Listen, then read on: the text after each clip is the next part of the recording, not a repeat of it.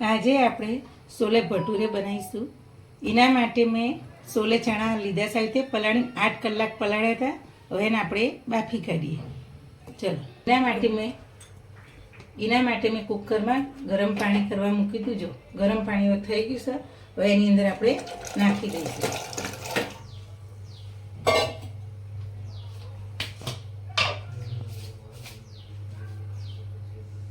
અડધી ચમચી જેટલું આપણે મીઠું નાખીશું.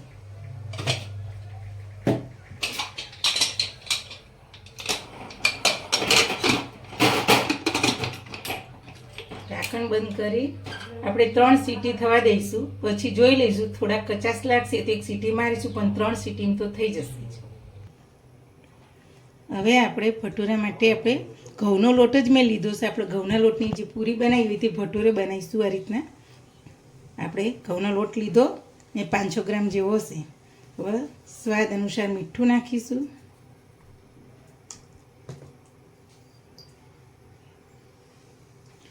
ચપટી અજમો નાખીશું. આવી રીતે મસરી,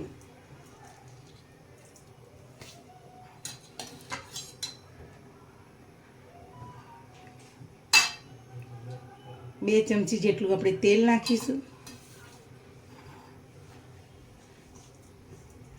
આ રીતના બધું મિક્સ કરી દઈ આપણે હવે લોટ બાંધી દઈશું પૂરી જેવો.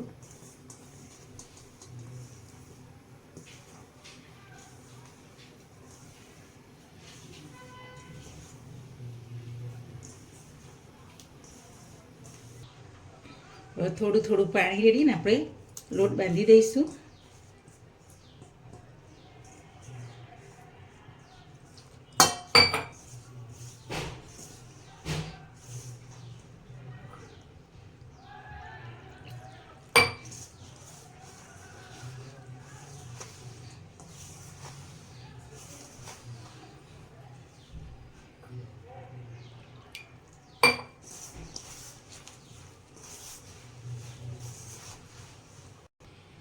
આપણો લોટ બંધાઈ ગયો. જો બહુ કાઠો નહીં, બહુ ઢીલો નહીં. હવે આનો અડધો કલાક આપણે પલળવા દઈશું. જો આપણા ચણા બફાઈ ગયા સરસ. જો 3 સીટીમાં તો સરસ બફાઈ ગયા. હવે એનો આપણે વઘાર કરીશું. ગેસ ચાલુ કરી અને કઢાઈ મૂકીશું.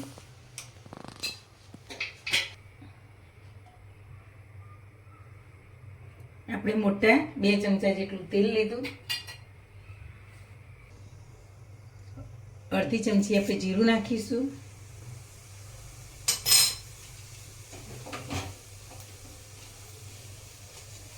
2 તજના ટુકડા, 2 લવિંગ, 2 કાળા મરી નાખીશું. તમાલપત્ર ટુકડા કરીને નાખીશું.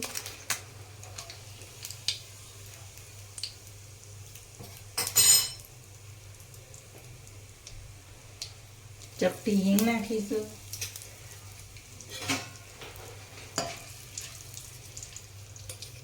ને 3 ડુંગળી મોટી એને આપણે ગ્રેવી કરી લીધી તે નાખીશું.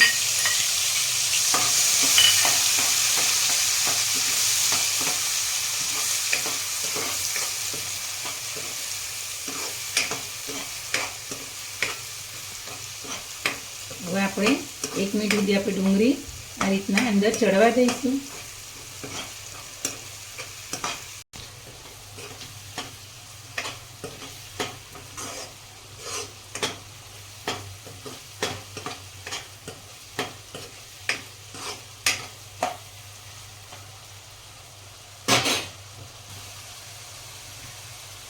લસણ, લીલા મરચાં અને આદુની પેસ્ટ હવે નાખીશું આપણે. એને આપણે આ રીતે મિક્સ કરી અને ચડવા દઈશું થોડી વાર.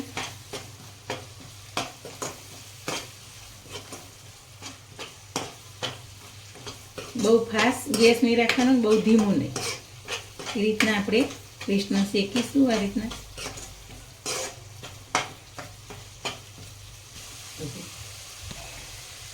હવે આપણે ટામેટાની પ્યુરી નાખીશું. મેં 3 ટામેટા લીધા હતા. 3 ટામેટાની આપણે ગ્રેવી કરી નાખી. હવે એને પણ આ રીતના આપણે 1 મિનિટ સુધી અંદર થવા દઈશું.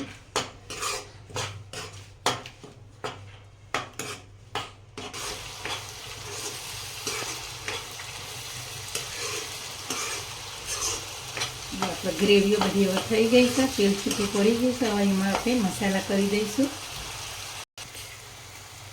આપણે 2 ચમચી જેટલો સોલે મસાલો નાખીશું.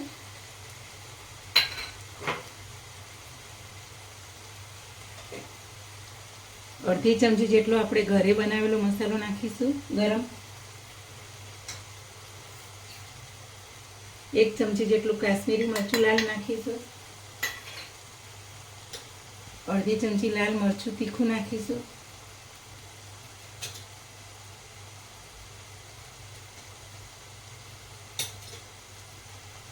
અડધી ચમચી જેટલી નાની હળદર નાખીશું.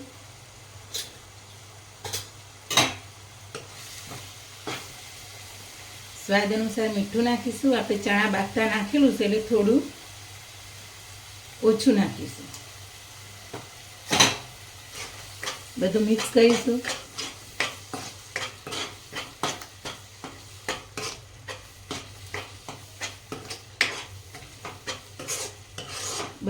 બધા મસાલા આપણે ચડવા દઈશું. હવે 1 ચમચી જેટલું આપણે ધાણા જીરું નાખીશું.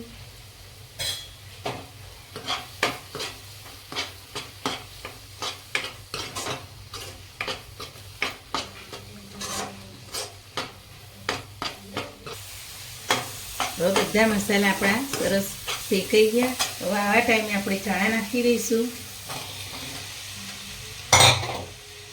બધું મિક્સ કરી દઈશું.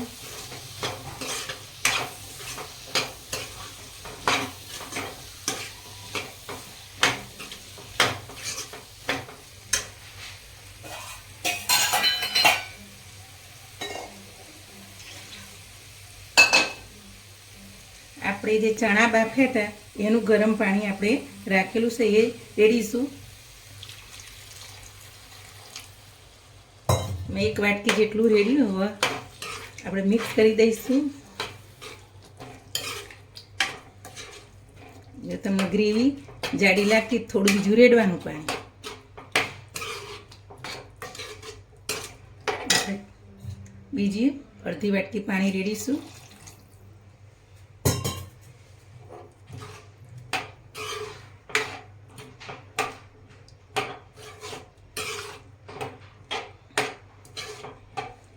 હવે આપણે એના 2 મિનિટ આ રીતના મસાલા મિક્સ બધા અંદર થાય તો આપણે ચડવા દઈશું. ઢાંકણ ઢાંકી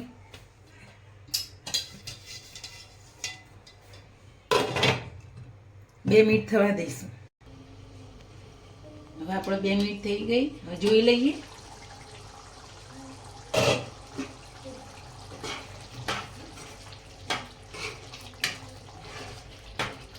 જો સરસ આપણા સોલે ચણા તૈયાર થઈ ગયા. તમારે ગ્રેવી થોડી જાડી કરવી હોય તો પાણી બારવાનું, જેવી જોતી હોય એ પ્રમાણે આપણે ગ્રેવી રાખવાની.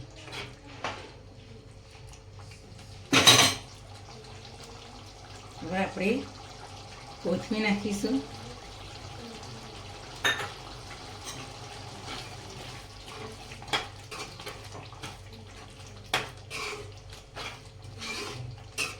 આપણે ગેસ બંધ કરી દઈશું.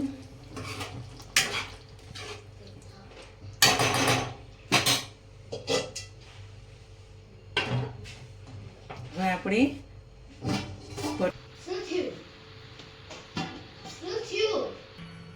જો આપણા લોટનો અડધો કલાક થઈ ગયો. સહેજ તેલ વાળો હાથ કરી આપણે થોડી ટૂંપી લઈશું.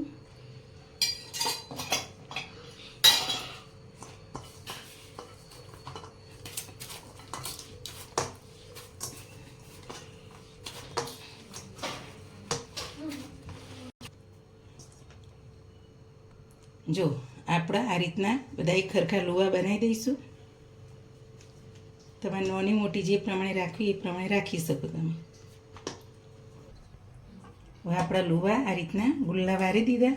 હવે આપણે પૂરી વણીશું.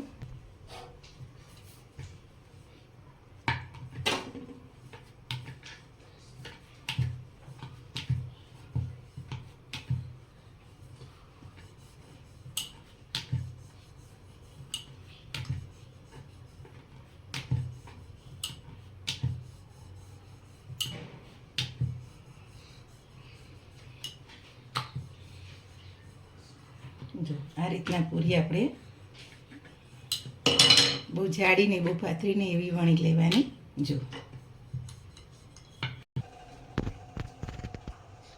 જો આપણું તેલ ગરમ થઈ ગયું. હવે અમે એક એક પૂરી નાખી આ રીતના આપણે તળી લઈશું.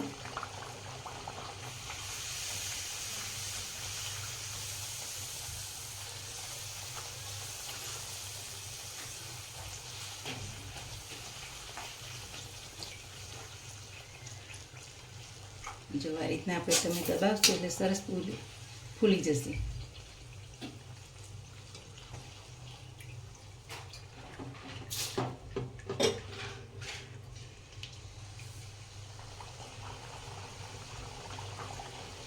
એ રીતના આપણે બધી પૂરીઓ વણી લઈએ અને તળી લઈએ.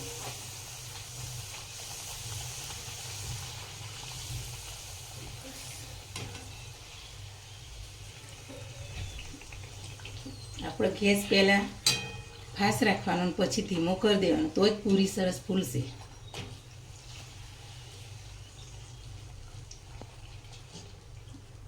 આ રીતના બધી પૂરીઓ આપણે વણતા જઈએ ને તરતા જઈએ. હવે આપણે છોલે ભટુરેની ડીશ તૈયાર થઈ ગઈ. હવે આપણે ઉપરથી કોથમીર નાખીશું ચણામાં. જો મારી ડીશ સરસ તૈયાર થઈ ગઈ. ભટુરે, ચણા, છાશ અને ડુંગળી સાથે. મારી આવી નવી નવી વાનગી જોવા, નવી નવી ડીશ જોવા, નવી નવી રેસીપી જોવા માટે મારી ચેનલને શેર કરજો, લાઈક કરજો, સબસ્ક્રાઈબ કરજો.